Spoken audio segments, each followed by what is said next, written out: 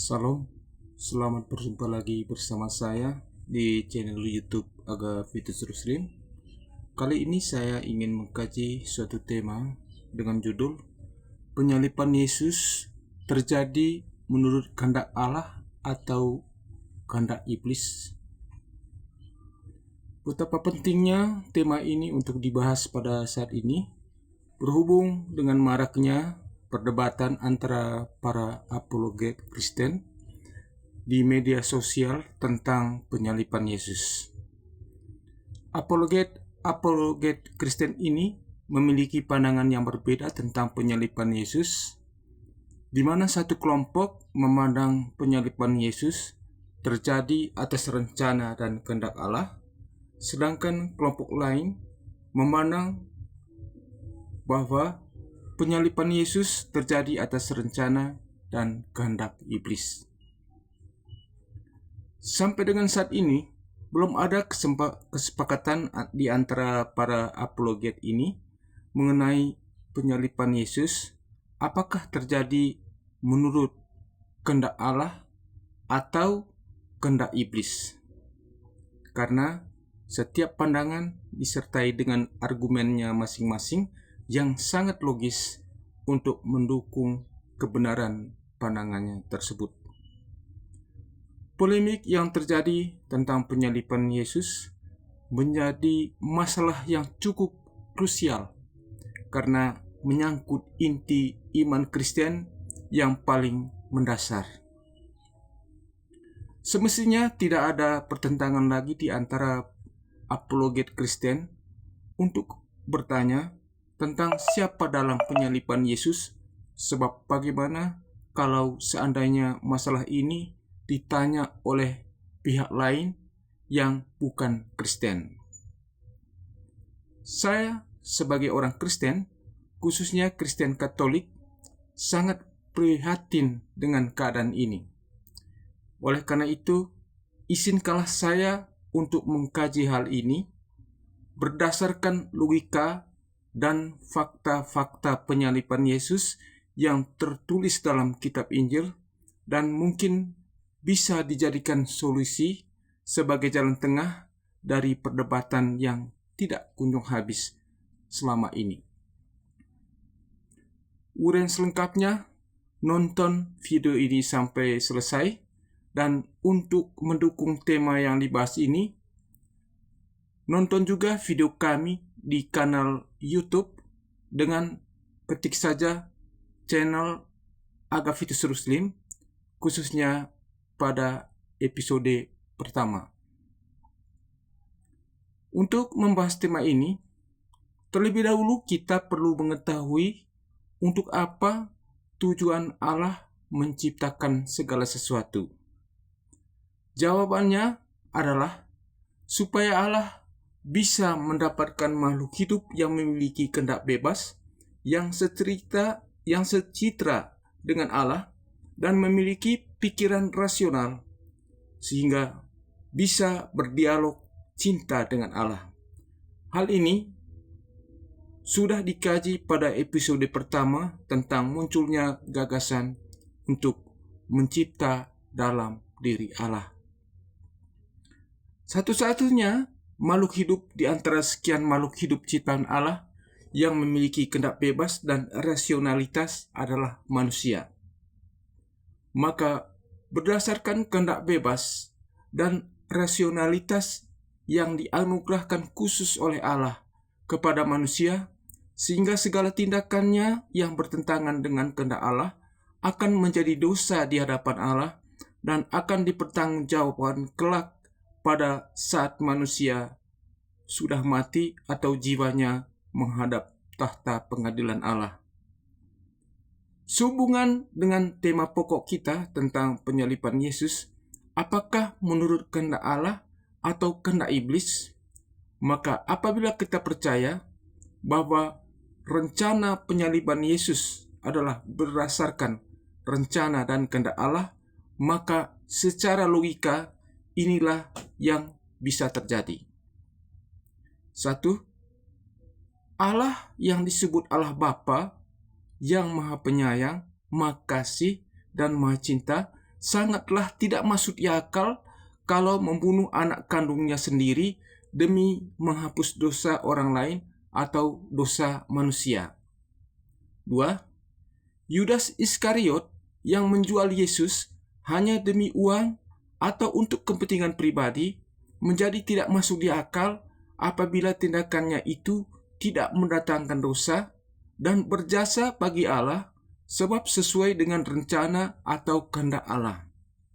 3. Para imam-imam kepala bangsa Yahudi yang menuntut Yesus agar dihukum mati sehingga Yesus dieksekusi secara brutal dan sadis di tiang salib, akhirnya tidak mendatangkan dosa dan sangat berjasa bagi Allah sebab melaksanakan tindakan yang sesuai dengan rencana dan kehendak Allah.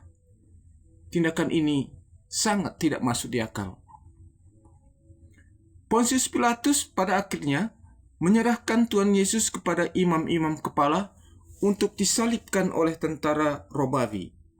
Suatu bentuk hukuman yang benar-benar tidak adil, menjadi tidak masuk di akal ketika tindakannya ini dianggap benar karena sesuai dengan rencana Allah.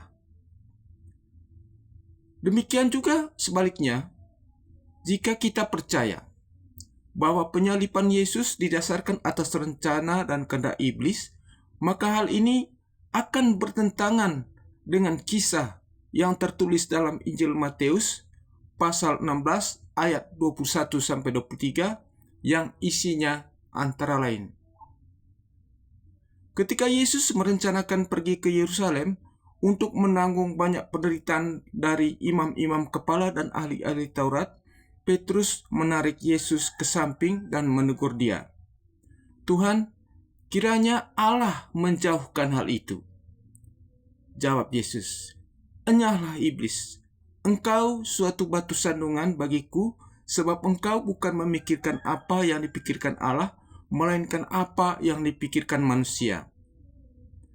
Di sini kita lihat bahwa justru iblis tidak mendaki kematian Yesus, sebab kalau Yesus tidak mati, tidak terjadi penebusan dosa, sehingga tidak terjadi keselamatan bagi seluruh umat manusia. Timbul pertanyaan, kalau memang demikian, sebenarnya penyaliban Yesus itu atas rencana dan kehendak siapa? Rupanya, pertentangan di antara para apologet ini terjadi karena mereka tidak memperhitungkan kehendak bebas manusia, tetapi hanya kehendak bebas Allah dan kehendak bebas iblis. Padahal pada kasus penyaliban Yesus ini, ada 3 kehendak bebas yang berperanan, yaitu kehendak bebas dari Allah, dari iblis, dan kehendak bebas dari manusia sendiri. Karena memiliki kehendak bebasnya sendiri, manusia tidak selamanya mengikuti kehendak Allah dan tidak selamanya mengikuti kehendak iblis. Jadi, berdasarkan kenyataan ini, maka jawaban yang lebih masuk di akal dari dalam penyaliban Yesus adalah bukan atas rencana dan kehendak Allah, dan juga bukan atas rencana dan kehendak iblis, tetapi atas rencana dan kehendak dari para tua-tua, imam-imam kepala, dan ahli-ahli Taurat. Hal ini sesuai dengan fakta-fakta yang tertulis secara eksplisit dalam kitab Injil. Kami ulangi, dalam penyaliban Yesus sebenarnya adalah bukan atas rencana dan kehendak Allah, dan juga bukan atas rencana dan kehendak iblis, tetapi atas rencana dan kehendak dari para tua-tua, imam-imam kepala, dan ahli-ahli Taurat. Dalam hal ini, kita tidak boleh cepat mengkambing hitamkan Allah atau iblis, sebab manusia juga punya kehendak yang murni, berasal dari dalam dirinya sendiri. Motif dari para tua-tua, imam-imam kepala, dan ahli-ahli Taurat ingin membunuh Yesus ialah karena banyak orang yang percaya kepada Yesus dan mengikuti ajaran Yesus. Mereka takut kehilangan status sosial mereka sebagai imam-imam kepala dan ahli-ahli Taurat. Tidak pernah tertulis dalam kitab Injil bahwa iblis membujuk para tua-tua imam-imam kepala untuk takut kepada Yesus. Tetapi perasaan takut kepada Yesus itu lahir dari dalam diri mereka sendiri. Adapun tuduhan palsu mereka kepada Yesus yang menghujat Allah hanya modus saja supaya Yesus segera dihukum mati. Karena perasaan takut yang sebenarnya berasal dari diri mereka sendiri dan bukan dari bujukan iblis atau kehendak Allah, maka muncul kehendak dari para imam kepala dan ahli-ahli Taurat untuk membunuh Yesus. Melalui pertimbangan yang rasional, para tua-tua imam-imam kepala akhirnya memutuskan untuk membunuh Yesus. Mengapa Allah membiarkan para imam kepala dan ahli-ahli Taurat membunuh Yesus? Jawabannya adalah karena para tua-tua, imam-imam kepala, dan ahli-ahli Taurat adalah manusia yang memiliki kehendak bebas dan rasionalitas. Tuhan menciptakan manusia pada umumnya dengan memiliki kehendak bebas dan rasionalitas masing-masing. Karena berdasarkan kehendak bebas dan pertimbangan secara rasional, manusia bisa mengambil keputusan untuk bertindak di dunia ini, apakah sesuai kehendak Allah atau sesuai kehendak iblis, atau hanya mengikuti kehendak dari manusia itu sendiri. Berdasarkan kehendak bebas dan rasionalitas yang ada pada manusia, manusia akan mempertanggungjawabkan segala perbuatannya nanti di hadapan Allah kelak setelah mati atau setelah meninggalkan dunia ini. Jadi, berdasarkan kehendak bebasnya, maka manusia bisa melakukan tindakan berdasarkan kehendaknya sendiri, atau mengikuti kehendak Allah, atau mengikuti kehendak iblis. Sedangkan untuk kehendak iblis, misalnya, ketika hendak mencobai Yesus di padang gurun, Allah tidak membiarkan itu terjadi karena iblis sudah di neraka atau sudah ditetapkan secara final sebagai penghuni neraka. Atau salah satu contoh, ketika iblis merasuki hati Petrus dengan melarang Yesus untuk tidak boleh ke Yerusalem untuk menanggung penderitaan dari para imam kepala dan ahli-ahli Taurat, Tuhan Yesus langsung menghardik iblis dengan mengatakan, "Enyahlah engkau iblis," sehingga iblis itu tidak sempat menjalankan kehendaknya. Rencana untuk membunuh Yesus adalah rencana dari para imam-imam kepala dan ahli-ahli Taurat seperti tertulis dalam Lukas pasal 22 ayat 2 berbunyi, imam kepala dan ahli Taurat mencari jalan bagaimana mereka dapat membunuh Yesus sebab mereka takut kepada orang banyak. Rencana pembunuhan Yesus murni dari dalam hati imam-imam kepala dan ahli Taurat, dan bukan karena bujukan iblis atau kehendak Allah, tetapi karena rasa takut mereka kepada Yesus. Jangan-jangan Yesus akan menggantikan kedudukan mereka, sebab semakin banyak pengikut-pengikut dari Tuhan Yesus. Jadi rasa takut itu bukan takut karena bujukan iblis, tetapi berasal dari para imam-imam kepala dan ahli Taurat. Sedangkan yang dirasuki iblis adalah salah satu murid Yesus bernama Yudas Iskariot yang ingin memberitahukan keberadaan Yesus supaya bisa ditangkap oleh orang Yahudi dengan motivasi uang dan bukan motivasi untuk membunuh Yesus. Sebab sudah berapa kali percobaan pembunuhan pada diri Yesus tetapi tidak berhasil.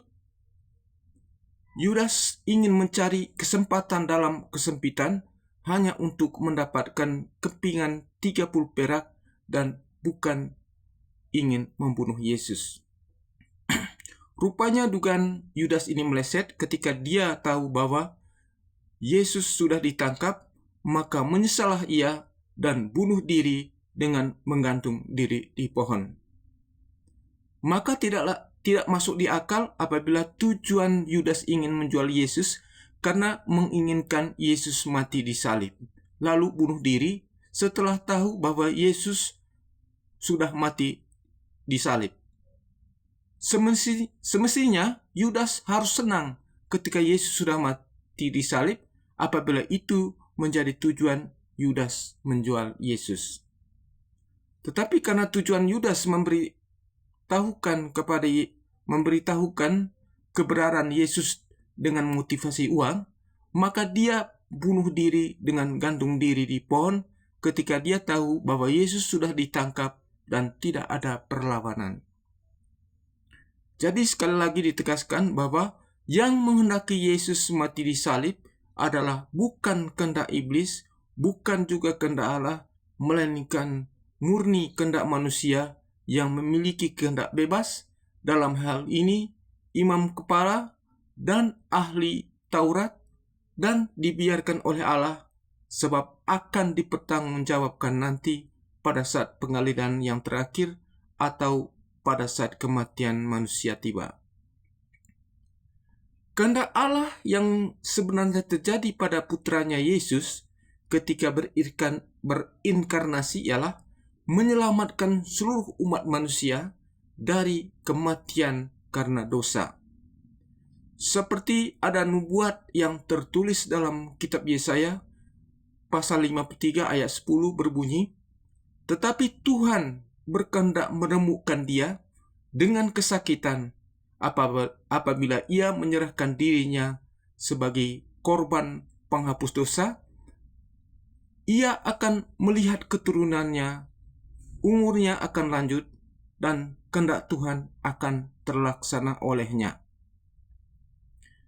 Berdasarkan nubuat dari Nabi Yesaya, apabila kita menganalisanya secara kritis, khususnya pasal 53 ayat 10, kita bisa lihat bahwa pertama, memang Allah menghendaki putranya Yesus Kristus untuk mengalami penderitaan sampai badannya remuk, tetapi tidak sampai mati, seperti penderitaan brutal di salib yang dilakukan oleh tentara Romawi sampai Yesus mati di salib.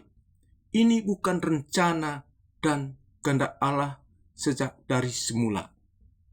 Kedua, Allah juga menghendaki agar Yesus menderita lebih lama di dunia, bahkan sampai usia lanjut, tetapi menderita dalam bentuk pelayanan untuk memberitakan Injil kepada bangsa Israel sampai seluruh bangsa Israel mengaku Yesus sebagai Mesias yang mereka sedang tunggu. Mungkin karena tidak terlalu cukup waktu bagi Yesus untuk memberitakan Injil, misalnya hanya kira-kira 3 tahun saja, karena disabotase oleh para ahli Taurat dan imam-imam kepala dengan membunuh Yesus, sehingga umat Yahudi tidak terlalu memahami kebenaran Yesus sebagai Mesias, dan pada akhirnya mereka tidak mengakui Yesus sebagai Mesias yang mereka tunggu hingga saat ini. Jadi, sekali lagi ditegaskan bahwa sejak awal mula Allah sudah merencanakan putranya Yesus untuk menebus dosa umat manusia dengan cara menderita, tetapi menderita dalam pelayanan. Bukan penderitaan secara brutal dan sadis di kayu salib seperti yang dikehendaki oleh para ahli Taurat dan imam kepala.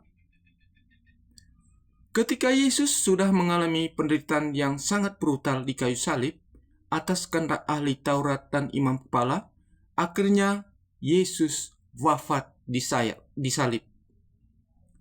Tetapi melalui penderitaan di kayu salib yang sangat brutal dan keji, yang bukan merupakan rencana dan kehendak Allah, Allah dapat membalikkan fakta penderitaan itu sebagai korban penghapus dosa bagi seluruh umat manusia yang percaya.